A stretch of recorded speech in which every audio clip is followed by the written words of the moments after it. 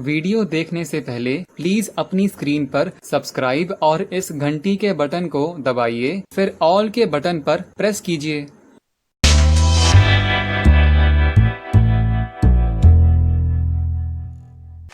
अंग्रेज आए तो अंग्रेजी आई, अंग्रेज गए तो अंग्रेजी चली जानी चाहिए थी। क्यों हमने रख लिया इस अंग्रेजी को?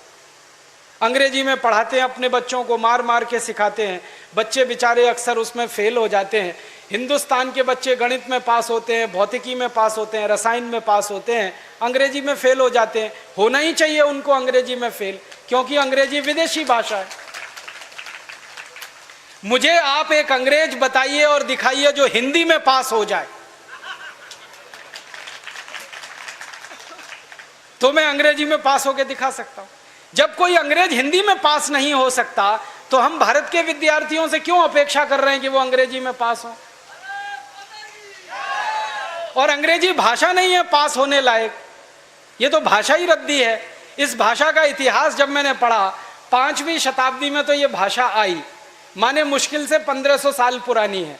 हमारी भाषा तो करोड़ों साल पुरानी है। संस्कृत, हिंदी, मराठी, तमिल, तेलुगु, कन्नड़, मलयालम, ये तो 1500 साल पुरानी है। और दुनिया की सबसे रद्दी भाषा है अंग्रेजी, जिसकी कोई अपनी व्याकरण नहीं है जो शुद्ध हो और ठीक हो।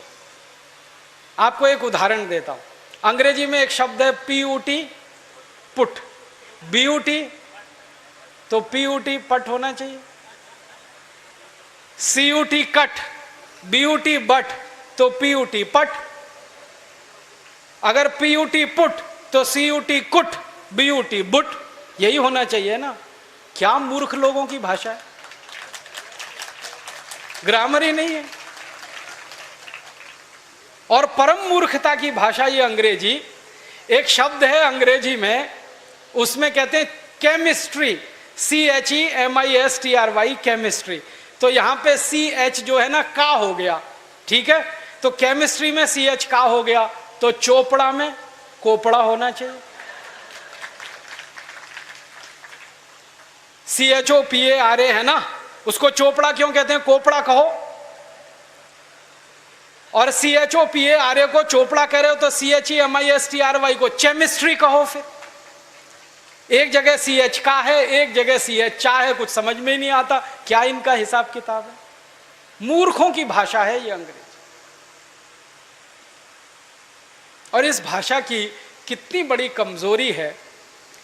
अंग्रेजी में एक शब्द है SUN, माने सन, माने सूरज। अब किसी भी अंग्रेज माई के लाल को मेरी चुनौती है कि इसका दूसरा शब्द अंग्रेजी में से निकाल के लाए। SUN का पर्यायवाची है ही नहीं, लाएंगे कहां से? पूरी अंग्रेजी में सन का पर्यायवाची नहीं है, माने दूसरा शब्द नहीं है जो सूर्य को बता सके। अब हम संस्कृत की बात करें, सूर्य एक शब्द है। दिनकर, दिवाकर, रवि, भास्कर, मार्तंड, 84 शब्द हैं हमारे पास संस्कृत में। अंग्रेजी में एक ही है। एक शब्द है अंग्रेजी में मून, एक ही है, चंद्रमा। और हम संस्कृत में 56 शब्द हैं चंद्रमा के लिए। अंग्रेजी का एक शब्द है वाटर, माने पानी। वो अकेला एक ही है, वो नदी का पानी हो या नाले का, कुएं का हो या तालाब का, सब पानी वाटर है। और यहां भारत में हर पानी के लिए अलग शब्द है। बारिश का पानी अलग, समुद्र का पानी अलग, नदी का पानी अलग, तालाब का अलग, सरोवर का अलग, नाले का पानी अलग, कीचड़ का पानी अलग, सब पानी के लिए अलग अलग शब्द है। अंग्रेजी में एक ही है, वाटर।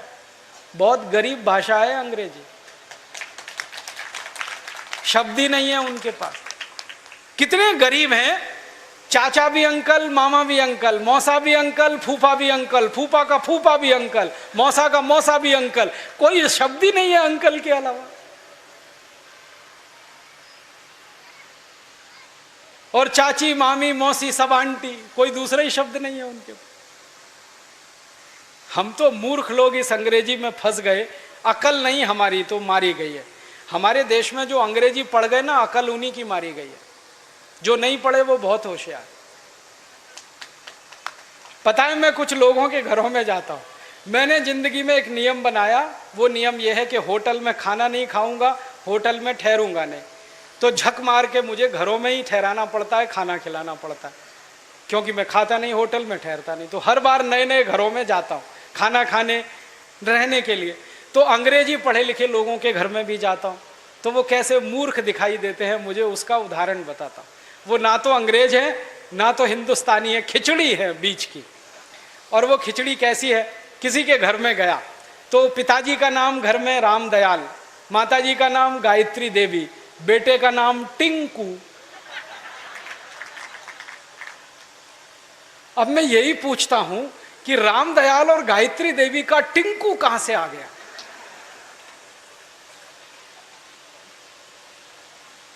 फिर मैं उनको पूछता हूं आपको मालूम है टिंकू का अर्थ क्या है? उनको नहीं मालूम, नाम रख लिया बच्चे का टिंकू, अर्थ नहीं मालूम।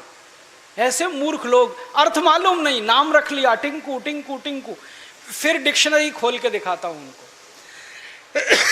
अंग्रेजों की सबसे पुरानी डिक्शनरी है वेबस्टर डिक्शनरी, उसमें टिंकू का अर्थ है आवारा लड़का।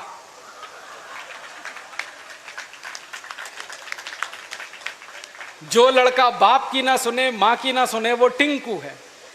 और हम क्या कर रहे हैं पढ़े लिखे मूर्ख लोग, आज्ञाकारी लड़के को टिंकू टिंकू टिंकू बोल बोल के आवारा बनाने की तैयारी कर। ऐसे अंग्रेजी मूर्खों के घरों में जब मैं जाता हूं तो ऐसे ही नाम मिलते हैं, बबली, डबली, डब्लू, बबलू।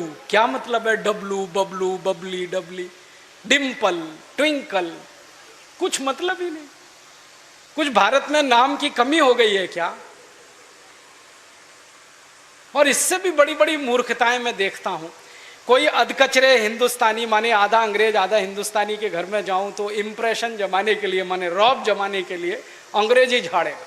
हाँ, भले गलत सलत लेकिन झाड़ेगा जरूर, रौब पड़े उसके ऊपर। वो क्या कहेगा, हिंदी में भी बोल सकता है, वो बात नहीं बोलेगा। वो कहेगा oh Rajiv Dixit, she is my Mrs. तो मैं पूछता हूं really she is your Mrs?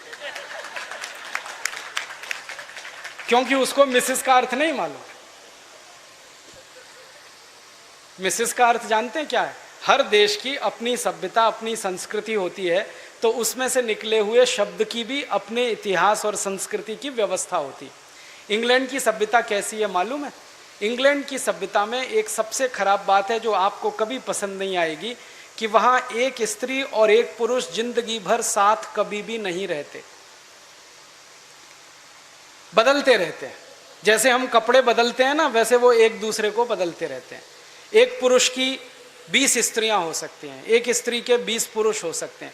मेरे कई दोस्त हैं इंग्लैंड और यूरोप में जिनकी 40-40 शादियां हुई हैं, 41वीं करने को तैयार है। ये उनके यहाँ चलता रहता। इसको उनकी भाषा में कहते हैं एक्स्ट्रा मैरिटल अफेयर्स, पर स्त्री गमन पर पुरुष गमन। तो एक पुरुष कई स्त्रियों से संबंध रखता है, एक स्त्री कई पुरुषों से संबंध रखती है। तो पत्नी को छोड़कर जितनी स्त्रियों से संबंध रखने वाले होते हैं वो सब मिसेज में जाते हैं। माने मिसेज का अर्थ है धर्म पत्नी को छोड़कर कोई भी महिला जिसके साथ आप बिस्तर में रात को सोएं वो मिसेज होती है, पत्नी को छोड़कर। अब यहां धर्म पत्नी को मिसेज बनाने में लगे हुए हैं मूर्खों के मूर्ख, पता नहीं कहां से पैदा हो।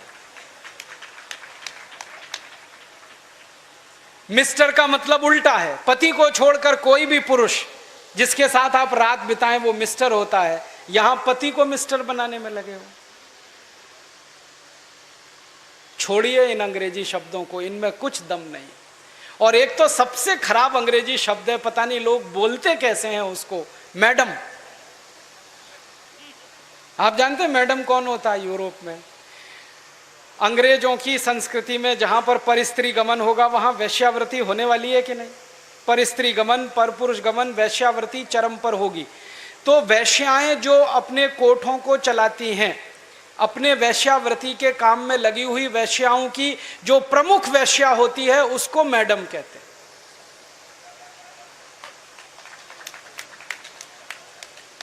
और यहां हिंदुस्तान में अपनी बहनों को मैडम कह देते हैं। ऐसे मूर्ख लोग मैंने इस देश में देखे हैं।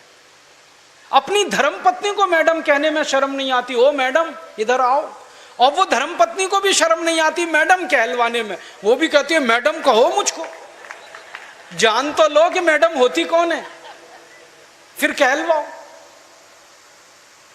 अपने भारत में कितने सुंदर सुंदर शब्द हैं। श्रीमती, श्री माने लक्ष्मी, मति माने बुद्धि, बुद्धि माने सरस्वती लक्ष्मी। तो जहां सरस्वती लक्ष्मी एक साथ निवास करे वो श्रीमती, उसको हमने मिसेस बना दिया। ये मूर्खाधिपति हमारे देश में अंग्रेजी पढ़े लिखे, इन्होंने बड़ा सत्यानाश किया, बेड़ा गर्क किया इस देश का। इस अंग्रेजी भाषा ने किया, फिर इन्होंने और ज़्यादा किया। मेरा आपसे हाथ जोड़कर निवेदन है, इस अंग्रेजी भाषा में मत फंसिए, कुछ इसमें रखा नहीं है, दम नहीं है। कभी कभी तो मैं लोगों के घरों में जाता हूँ, इतना गुस्सा आता है मुझे। कभी कभी अंग्रेजी पढ़े लिखे लोगों के घर में जाता हूँ तो छोटे छोटे बच्चे होते हैं ना, उनको उनके माता पिता कहते हैं देख बेटा अंकल आए हैं, जरा पोएम तो सुना। मैं कहता हूँ भाई मैं अंकल नहीं हूँ, मुझे या तो मामा बना लो या चाचा बना लो, दोनों में ही आपका फायदा है, मेरा भी फायदा है। मामा बनो तो भी फायदा, चाचा बनो तो भी फायदा, अंकल में तो कुछ रखा नहीं है। फिर उनके माता पिता को कहता हूँ ये आप इनको पोएम क्यों सुनवाते हैं, कविता सुनवाओ ना। तो उनको पोएम और कविता का अर्थ ही पता नहीं है, पोएम अलग है कविता अलग है। अब वो बच्चे चालू हो जाते हैं टेप रिकॉर्डर की तरह से और पोएम सुनाते हैं मुझको, rain rain go away come again another day little baby wants to play. अब मैं बच्चे को पूछता हूं तुमको मालूम है इसका अर्थ क्या है, नहीं मालूम। किसने सिखाया, मम्मा ने सिखाया। मम्मा को पूछा आपको अर्थ मालूम है रेन रेन गो अवे, नहीं मालूम। किसने बताया, टीचर ने बताया। टीचर को पूछो, उनको भी अर्थ नहीं मालूम। तो रटाया क्यों फिर बच्चे को, अर्थ ही नहीं पता। फिर बच्चों को मैं बताता हूं देखो इसका अर्थ ये है, बारिश बारिश तुम चली जाओ मत आओ क्योंकि मुझे खेलना है। माने छोटे बच्चे को खेलना है, इसलिए वो बारिश को कह रहा है बारिश बारिश तुम चली जाओ यहां मत आओ क्योंकि मुझे खेलना है।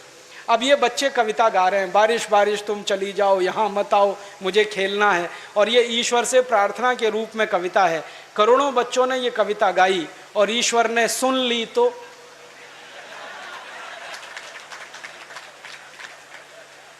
बारिश को वापस बुला लिया। तो क्या होने वाला है, बारिश नहीं होगी। बारिश नहीं होगी तो सूखा पड़ेगा, सूखा पड़ेगा तो आप भी भूखे मरेंगे, मैं भी मरूंगा, किसान भी मरेंगे। इतनी अकल नहीं है हमको, ये रेन रेन गो अवे कितनी खतरनाक चीज है। हमारे भारत में 60% खेती बारिश पर होती है, 40% खेत में ही सिंचाई की व्यवस्था है। जब 60% खेती बारिश पर हो तो बारिश ज्यादा होनी चाहिए इस देश में। ऐसी कविताएं हम बच्चों को क्यों नहीं सिखाते? लेकिन वो कविताएं मातृभाषा में हो सकती हैं, अंग्रेजी में नहीं हो सकते। मैं एक मराठी मातृभाषा की कविता सुनाता हूं आपको, अर्थ बहुत सीधा है उसका। वो कविता है, ये रे पाऊसा तुला देतो पैसा, पैसा झाला खोटा पाऊस आला मोठा। ये रे माने आओ आओ, जल्दी जल्दी बारिश तुम आओ। पाऊसा माने बारिश, मराठी में कह रहे हैं बारिश बारिश तुम जल्दी जल्दी आओ, नहीं आओ तो मैं पैसा देने को तैयार हूं, तुम आ जाओ क्योंकि मुझे बारिश की जरूरत है, क्योंकि खेत को पानी की जरूरत है, क्योंकि 60% खेती बारिश पर आधारित है। तो भारतीय कविता बारिश को बुलाने वाली होती है और अंग्रेजी कविता बारिश को भगाने वाली होती है। क्योंकि इंग्लैंड में मौसम खराब रहता है, कभी भी बारिश आती है, इसलिए वहां के बच्चे कहते हैं रेन रेन गो अवे, क्योंकि बारिश